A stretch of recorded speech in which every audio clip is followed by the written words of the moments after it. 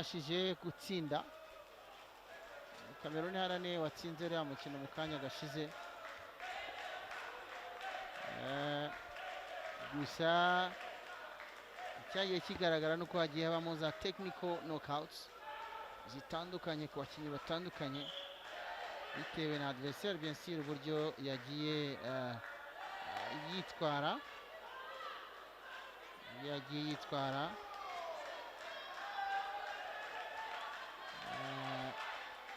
irushanwa yatangiye ku munsi w'ejo. Ibihugu bigera kuri 26 aribyo byitabiriye amarushanwa.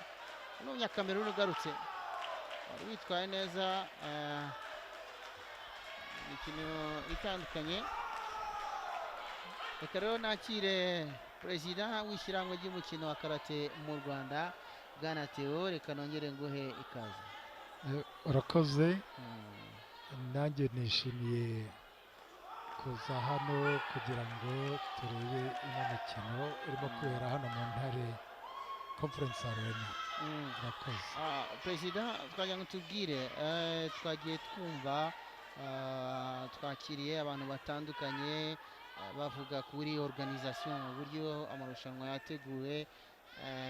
Bose bavuze bati mu by'ukuri u Rwanda rwabaye indashyikirwa mu gutegura aya marushanwa, bati ibintu byose bimeze neza biri ku murongo. Muri rusange amarushanwa mu kuyategura mwateguye mute? Ano marushanwa tumaze igihe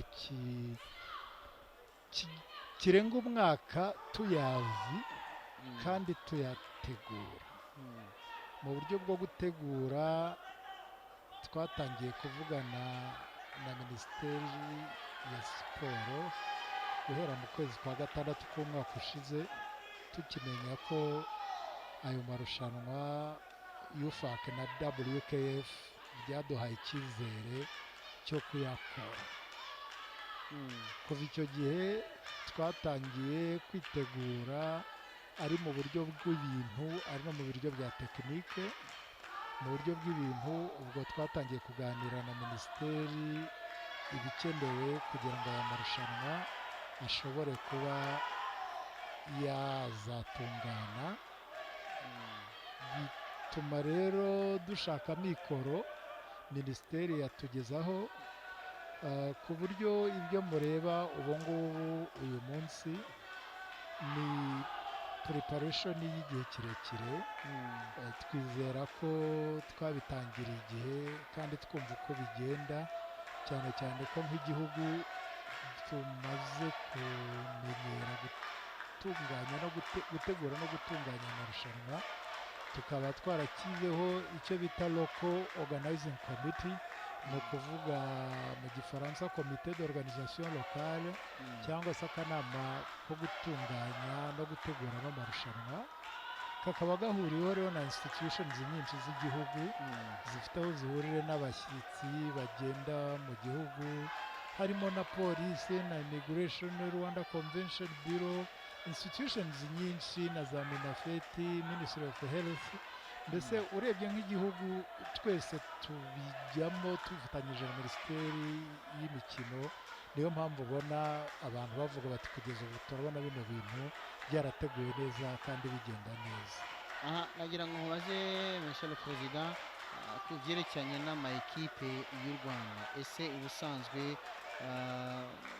amayikipe ngira ngo abana bagiye bakina twagiye tubabona ko harimo abana bafite nivo nziza, ariko rimwe na rimwe bakabura ka kantu ka experience, ka kantu gatoya. Twabibonye mu gitondo nko kuri Fiston ukina yagiye azira utuntu tudetaye dutoya. Aba bana ubundi mu bategura mute kugira ngo babe baza kuri shampiyona, cyane cyane ko njye ko ari bamwe burimo ari nabo bwa mbere bagiye ku marushanwa mpuzamahanga nk'ahangaha ku rwego nk'uru nguru? Nibyo koko byagiye bigaragara ko abakinnyi bacu bafite tekinike, ariko rimwe na rimwe hakabura ikintu cya experience gituma bajera umukino. Ukabona umuntu arazamutse yatsinze ariko ntashoboye gukora icyo twita kujena korono. kujera korono ni ukumenya urakina ute ukurikije igihe gisigaye.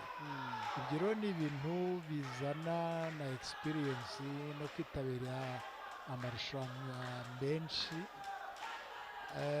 Ntago twagize chance ntitwabonye uburyo bwo kujya mu marushanwa mpuzamahanga kugira ngo tuzobere muri ibi bintu. Uko tureba dukina hano nibyo twitoreje hano n'amakipe yacu yo mu Rwanda.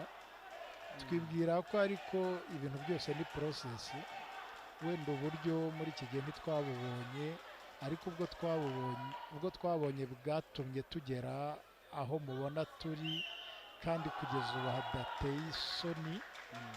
Tukibwira ko wenda hari results dushobora kuvana muri aya marushanwa azatuma dufatanyije n'abashinzwe gutanga ubushobozi bwo kwitabira amarushanwa menshi ashoboka, bizajya noneho bitworohera ku buryo abakinnyi bacu bazagira experience ihagije.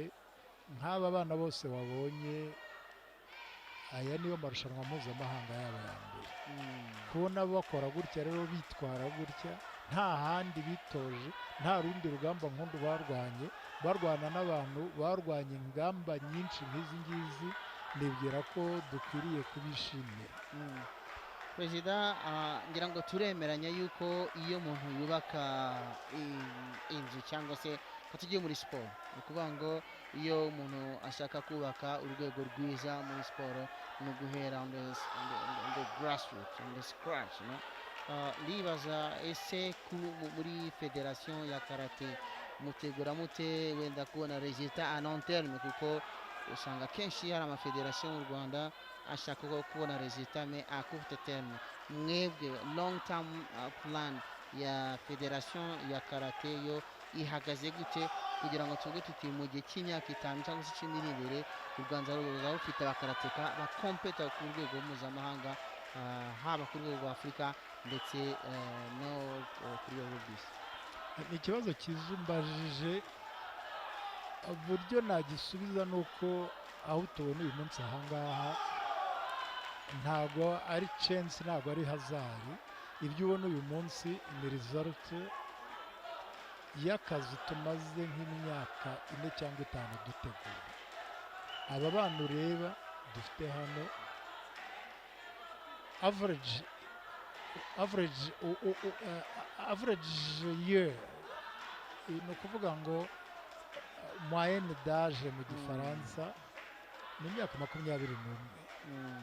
Ni ukuvuga n'abana bato cyane.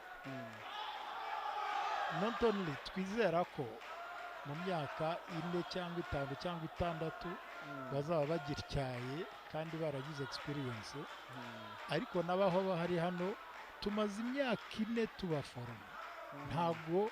Ntago ari hazari, twagiye tubaforoma systematically, bagenda bamenya buhoro buhoro batsinda amarushanwa uko tuyakora inshuro nyinshi.